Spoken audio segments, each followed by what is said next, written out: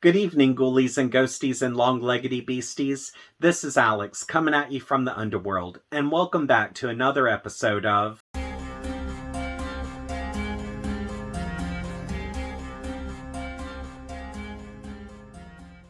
This weekend, I'm reviewing the splatterpunk classic Exquisite Corpse by Poppy Z. Brite, which this was recommended to me by the amazing booktuber known as Books of Blood.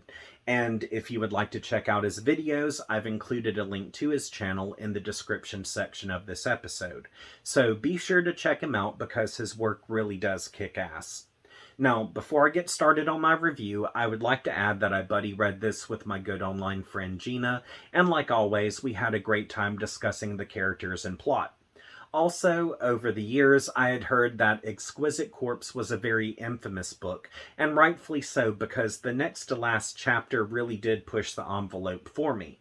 But prior to that, everything else about this book felt like it was a dangerous game of flirting with disaster.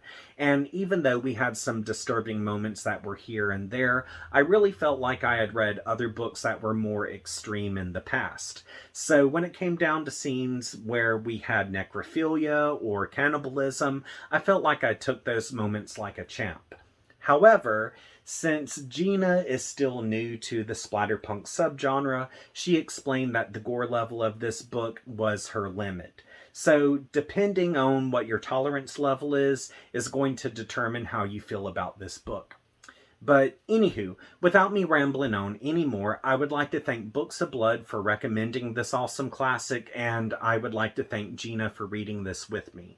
Also, if either of you are watching, I hope you enjoy this review. So, with that said, let's go on and head off to the French Quarter and see what Jay and Andrew have cooked us up for dinner.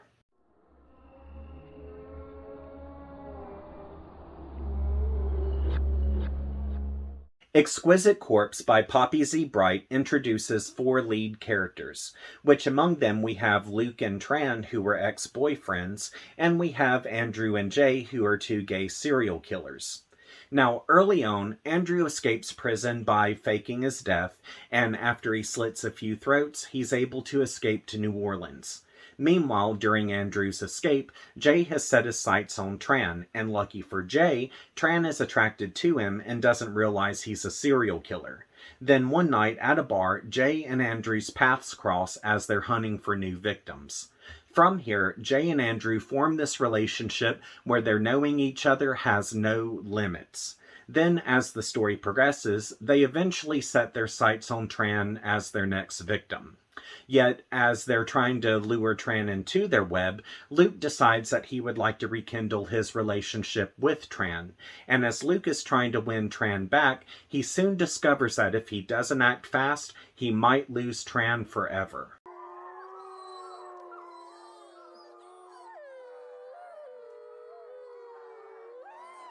In the early 90s, Brite had signed a contract to write 3 novels for Delacorte Books. Among these were Lost Souls and Drawing Blood. Then, in 1995, after Brite turned in what was to be the 3rd novel, Exquisite Corpse, Delacorte Books declined the work due to its violent content. Following that, Brite's UK publisher, Penguin, also declined the novel. In an essay that Brite wrote called The Poetry of Violence, which was published in the collection Screen Violence by Carl French, Brite explained that Exquisite Corpse went from publisher to publisher who praised the novel's writing but ultimately rejected it, as they said its subject matter was too nihilistic, too extreme, and a bloodbath without justification. Eventually, Exquisite Corpse was published by Simon & Schuster in the United States and Orion Publishing Group in the UK.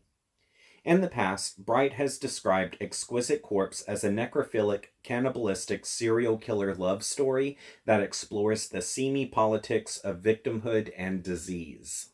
Fun facts! Here's a few things you might not know about the title of Exquisite Corpse and a couple of its characters. Title-wise, in an interview conducted by Alexander Lawrence, Brite explained the first time he encountered the title Exquisite Corpse was by listening to the music group Bauhaus.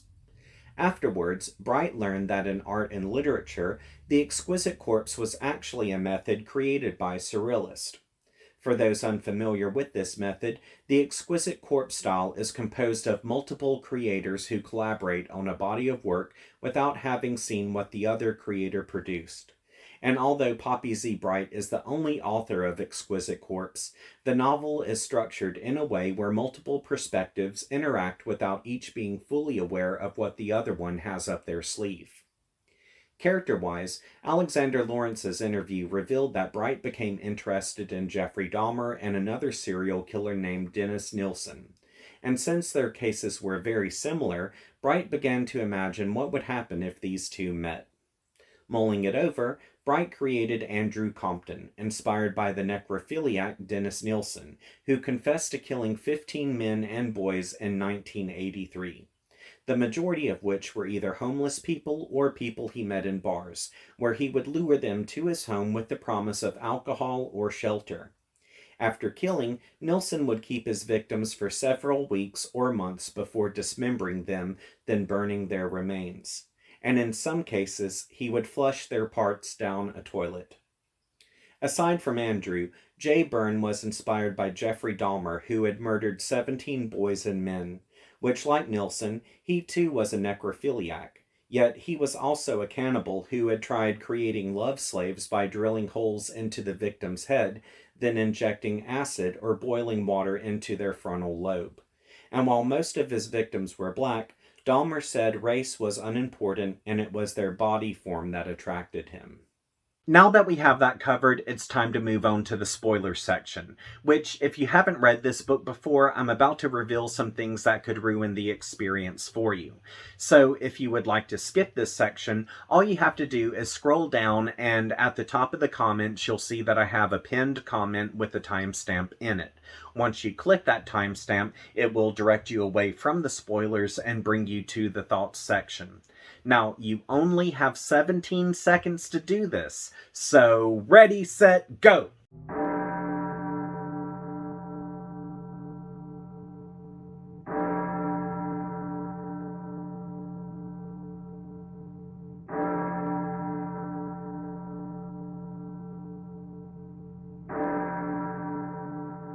Since everyone's had the opportunity to click away, I would like to talk about a few moments that I will never be able to forget. Which, the first one that comes to mind is when Andrew escapes from prison. Now, prior to this, we discovered that when Andrew had come of age, he would masturbate over necrophilia. And while he did this, he would enter a meditative state that would allow all of his vitals to slow to the point where he would appear dead, which in turn would cause him to climax. Well, now that Andrew had been in prison for what he feels is enough time, he decides now is the perfect opportunity for him to master this technique so he can play dead and escape this hellhole. So, on the day of his escape, he actually does succeed, and he tricks everyone into believing that he is in fact dead. So, they end up taking him from his cell to an off-site autopsy room. And while this happens, we gain a first-person perspective of maybe his subconscious or his spirit that is tethered to his body. Whatever it is, we get the first-person perspective of how it feels for him to not be inside of his body and to be aware of everything that's going on around him, which that was just creepy as hell. But after he gets into the autopsy room, he decides now is the right time to come to, so he wakes up and kills the 2 doctors who are about to perform the autopsy on him. Then after that, he cleans up, gets in disguise, and simply walks out of the hospital. Overall, I had never seen anyone use a meditation technique like this before, especially when it came down to escaping prison.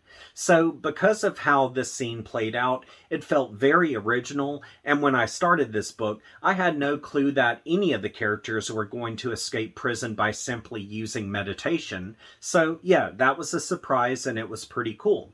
And even though I realize this book is a work of fiction, something about the first-person perspective that we receive while this is happening makes it feel like it could actually happen.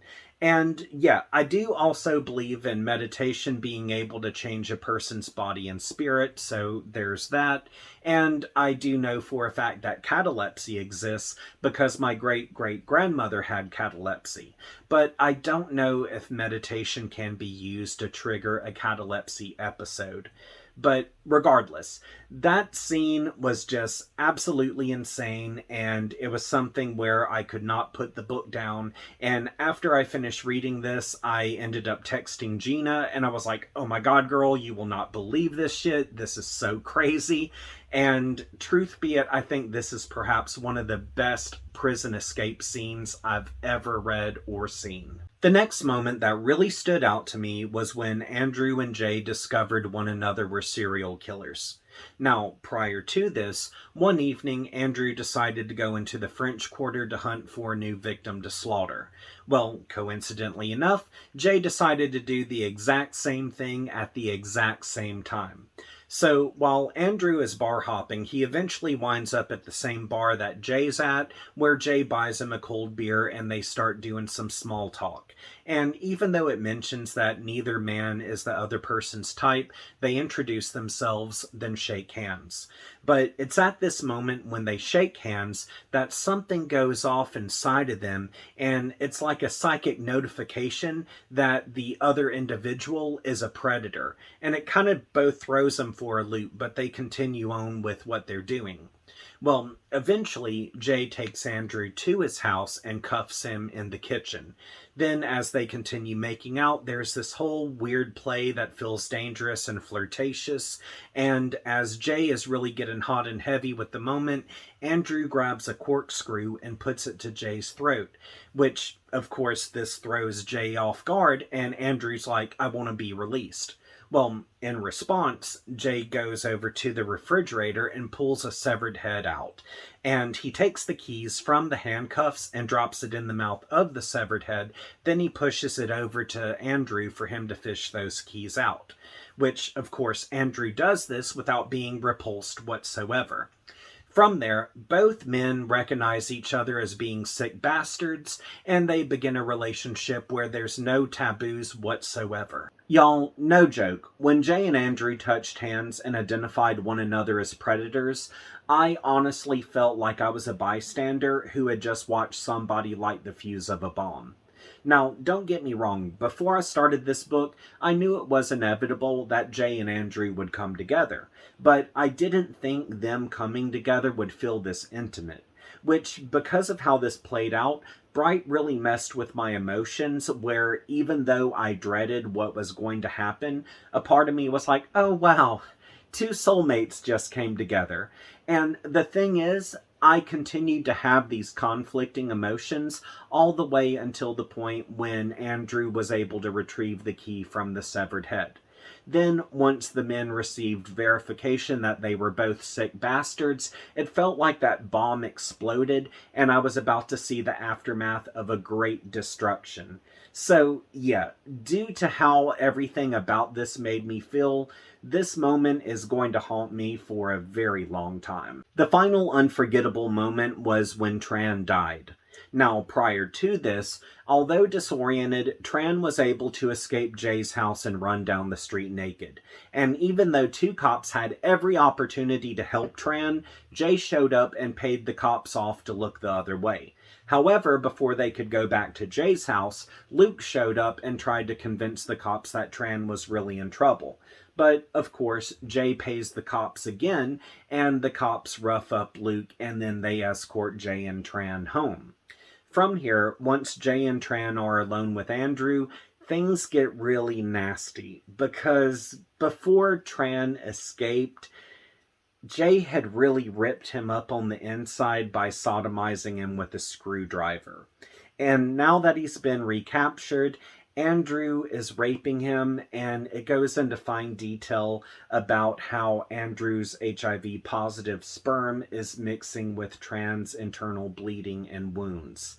And while this is going on, Jay decides that he's going to go in and cut open Tran, which he makes an incision across Tran's chest, then down, and he just pulls open the skin, and they start eating him while he's still alive. So this moment was really a kick in the balls because while Tran was getting raped and murdered, we gained a first-person perspective of his thoughts. And while he was undergoing this brutality, he wonders what his parents will think when they find his dead body. Then he assumes his father will feel vindicated because he thinks his father always believed he would have ended up like this anyway. But the thought that really caused my heart to break was even though Tran realized he was about to die this horrible death, he considers that at least by dying this way, he will be dying faster than if he were to have died from HIV. And when he thought this, it really just brought a lot into perspective, especially in regards to how people in the 80s and 90s must have felt with HIV and there not being any hope whatsoever. So, yeah, it was just very soul shattering. And even though HIV today isn't what it was 30 or 40 years ago due to the medical advances that have been made, it's still something to take very seriously. And I do have some friends that are HIV positive, and even though I don't know exactly what they go through every day of their life because I'm not in their shoes, I have seen what they have struggled through. So, yeah, having that thought come up is just something that really messed with me. And when Tran thought this, I had to shut the book and just step away and take a few deep breaths. But yeah, this is really going to stay with me for a long time because it just hit so hard.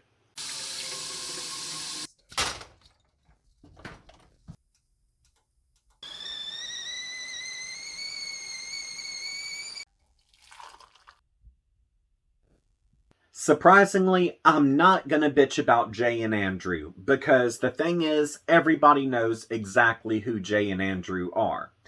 Instead, I would like to take this opportunity to bitch about Luke because he wasn't nothing but a snake in the grass. Like, for starters, when Luke found out that he was HIV positive, he was going to inject Tran with his own blood because he felt like this would make it so Tran would never leave him. Also, at one point, Luke even wished that Tran had HIV instead of him. Now, I understand that Luke is kind of hurt here because Tran had cheated on him, but at the same time, this is a whole other level of messed up by wanting to hurt someone like this. And had I been Tran and found out what Luke was trying to do to me, I would have stuck my foot so far up his ass he would have been sucking my toes till Mardi Gras. And let me put it to you like this: Carnival is a hot minute away.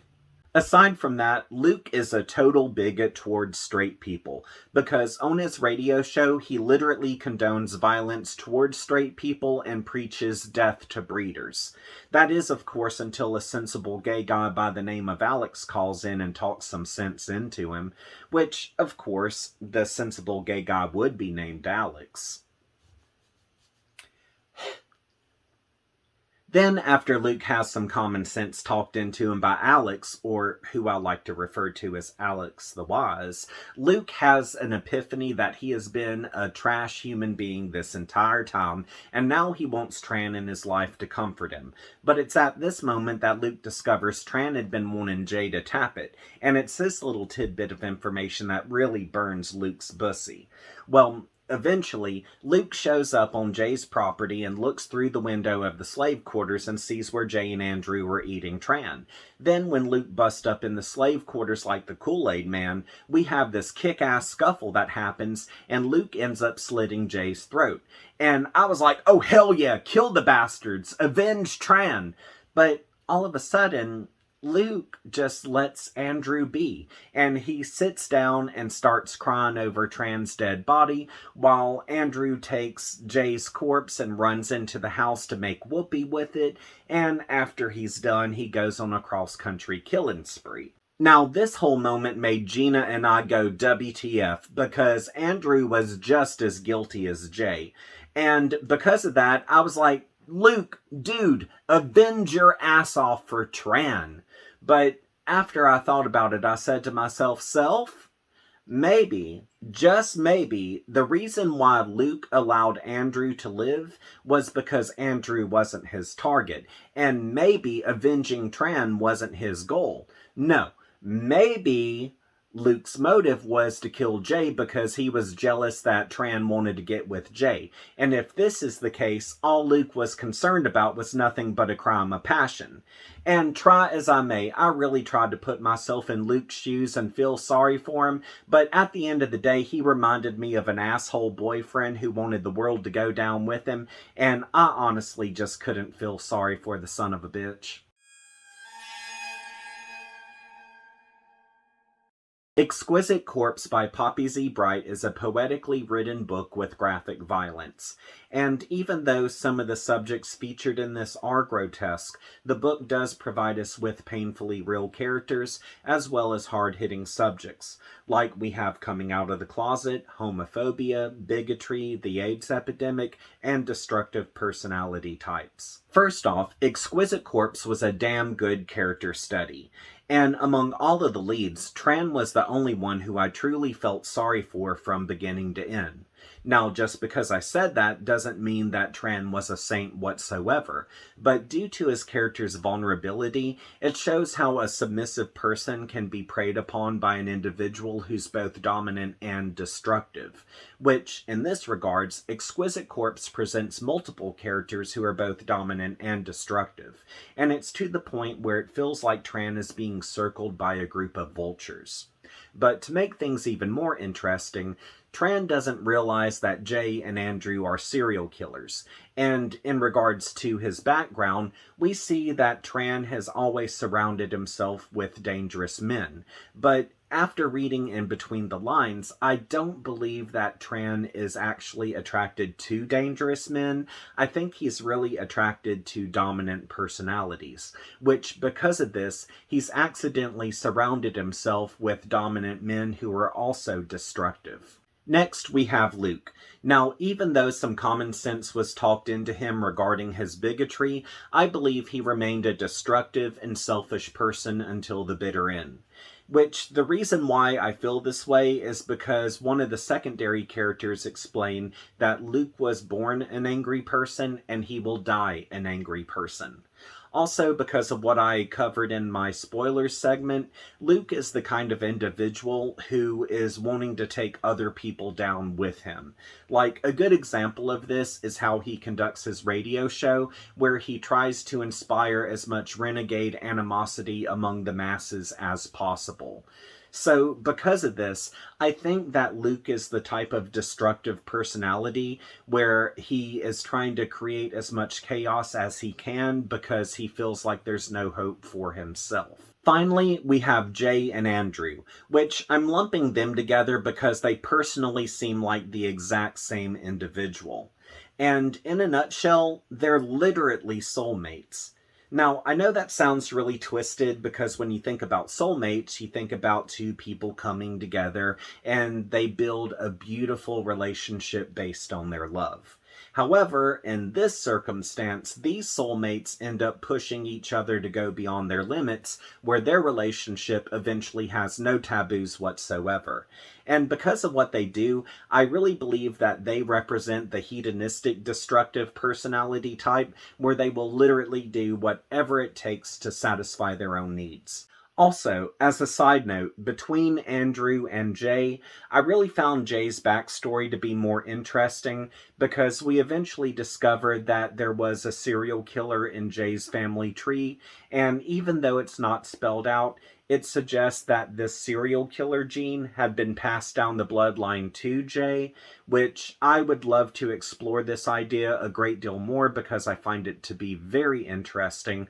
But if I did that, this video would probably be an hour long, so moving on. Theme-wise, I noticed where Exquisite Corpse focused on the hardships of coming out of the closet, as well as gays being stigmatized. Like, for example, we have where Tran's father reacted harshly when he found the letters that Luke wrote Tran, and he fears that Tran had been molesting his little brothers and has HIV, which this causes Tran to leave home. Then we gain some insight into Luke's backstory, which we can piece together that his family was nothing but a bunch of religious bigots, which caused him to leave. Also, we have a very unique secondary character where he and his brother were both kicked out of their home by their parents because they were caught in a romantic relationship with each other. But the most bizarre coming out story of this book is when Jay and Andrew come out to one another as being serial killers. And after they do, they never say I love you because that could be disastrous. So instead they say I know you, which that's really unsettling. The next theme I noticed was bigotry, which this theme was its strongest when it came down to Luke's radio persona known as Lush Rimbaugh, because on his radio show he expressed his contempt against straight people and he advocated killing straight people. And because of his level of hatred and the things he said, it was pretty equivalent to how I've seen some religious and political figures treat the LGBTQ plus community. So I really think this role reversal was done to bring awareness to those who have never been discriminated against in regards to their sexuality. Finally, this book comments on the AIDS epidemic, and by how it's presented, I believe it stands as an advocate for people to practice safe sex, which in this regards, we have quite a few scenes that are heartbreaking and a few scenes that are shocking. Like, for example, in a heartbreaking sense, we have a secondary character who kills himself because he feels like he has nothing else to live for. Then we have Luke, who is unable to publish another book because he's afraid his last book won't be a good final book before he dies. But the most devastating moment is one that I spoke about in the spoilers section, so I won't revisit that here. Now, aside from that, we do have our shocking moments where, for example, Luke wants to give his lover HIV so he can trap his lover with him.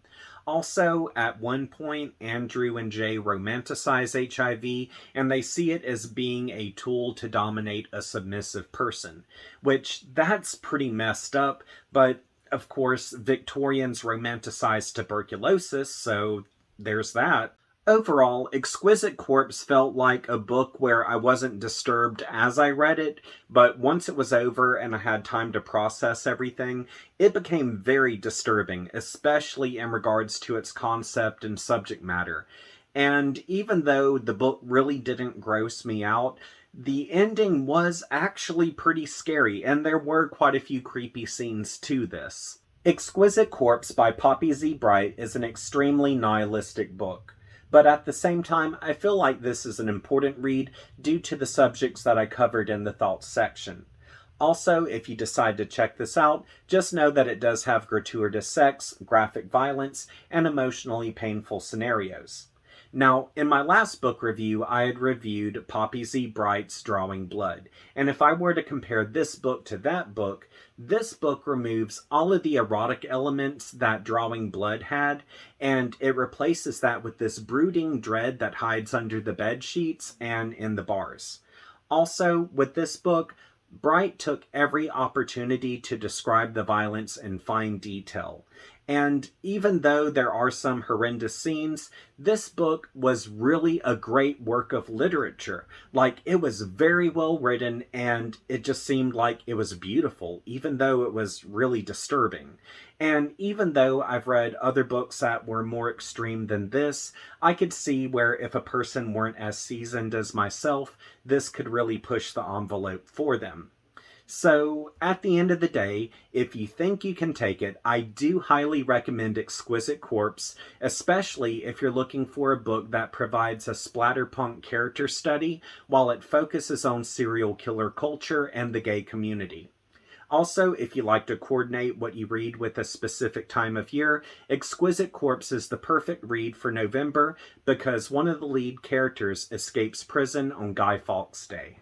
On to the questions. My first question is, what is a horror book you would recommend that's beautifully written but brutal? Also, why do you feel some people romanticize serial killers or see them as being cute or sexy? Now, I know that question came out of nowhere, but what had happened was, as any normal person would do, I was looking around on Google for information on serial killers, and as I was doing this, it popped up in my suggested searches, who do you think is the cutest serial killer? So, by how this question was presented, it seemed like it was being asked in a very bubbly or giddy sort of way. Kind of like how back in the day people would be like Team Jacob or Team Edward.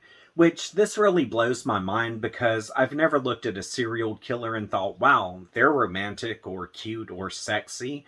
But I do understand that there are serial killers who are attractive and charismatic.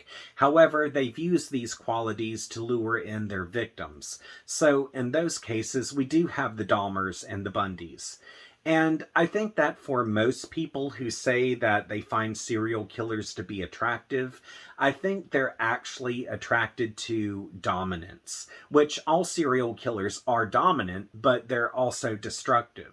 So for some of these people, I think they're confusing their attraction to dominance with something that is dominant and destructive. But that's just my opinion on it. I'm interested to see how you feel about it, so load up the comments. So, I would like to give everyone an update because, as many of you know, my grandmother had been hospitalized a few months ago because she had a really nasty kidney infection. After the hospital nursed her back to health as good as they could, they sent her over to a rehab facility, and unfortunately, that place was a piece of crap. Like, had we known then what we know now, we would never have sent her to that rehabilitation facility because, looking back on it, I wouldn't even send my worst enemy there. But once we got her out of that nightmare, we sent her to a new facility, and the people at this new facility were absolute saints. And because of their care, because of them just being so positive with her, I honestly do not believe that my grandma would be here today if it were not for them. So I do appreciate everyone at that last facility she was at, and I appreciate everyone who has sent their good vibes, their prayers, their good thoughts. It just really meant a lot for me and my family. So thank you to everybody. And now that grandma's home, I stayed with her for the first week, and about maybe 2 or 3 days into me staying with her, she ended up starting to cook and clean for herself, and she started to do her laundry, and it eventually got to the point where she's like, all right, well, you can go home. I'd like my house back now. So yeah, she's doing really well. She's back to herself. She has her energy back. She's starting to gain her weight back. So yeah, she's in a good place. And now that that part of our life is closed, I would like to share some artwork that I recently received because I was surprised twice. One is a belated birthday present, which this was done by a good friend of mine. This is Felting, and she knows I'm a huge fan of Hellraiser and Clive Barker, so she made this for me. I don't know if she wants her name to be recognized or not, so I'll ask her about that, and if she does, I'll put her contact information in the description section of this video. So yeah, that is pretty flippin' sweet. Also, I received this from my mother-in-law. She recently took up painting, and so she did this awesome painting for me of a witch and a black cat, and I just love the colors in this because it makes me feel like I'm in the month of October. It makes me feel like Halloween is right around the corner, and yes, I absolutely love witches and cats, so this is flippin' sweet. But yeah, those are all of my updates. Well, now that it's time to close out my video, I would like to say thank you to Lisa G, as well as J.L. Mulvihill, which J.L. Mulvihill is a young adult fantasy steampunk author, and her books are available in print, ebook, and audio wherever books are sold. Also, I would like to thank Melody Romeo, which Melody Romeo is a historic fiction fantasy author, and her books are available in print and ebook wherever books are sold. Also, Melody Romeo goes under the pseudonym known as Adele Lane, which Adele Lane writes same-sex fiction, and her books are available in print and ebook wherever books are sold.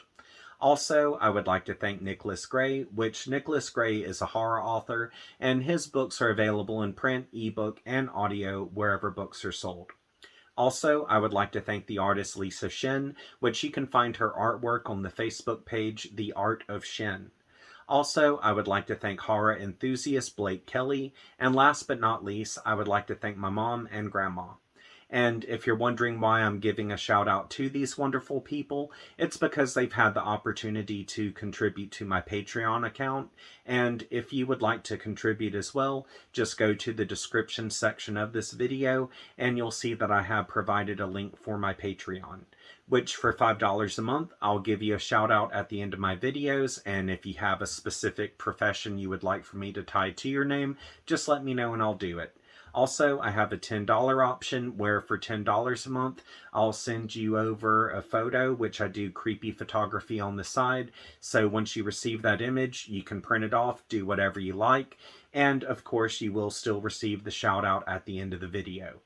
So if you're able to do this, that's awesome. If not, no sweat. I just hope you return to this channel so we can continue to have a good time. And if you would like to follow me on social media, links to my Facebook, Twitter, Instagram, TikTok are all available in the description section of this video. And if you have not subscribed to this channel, be sure to subscribe and click that notifications bell because I have more book reviews coming in the near future. So, until we see each other again, I hope you have a great week and sweet nightmares.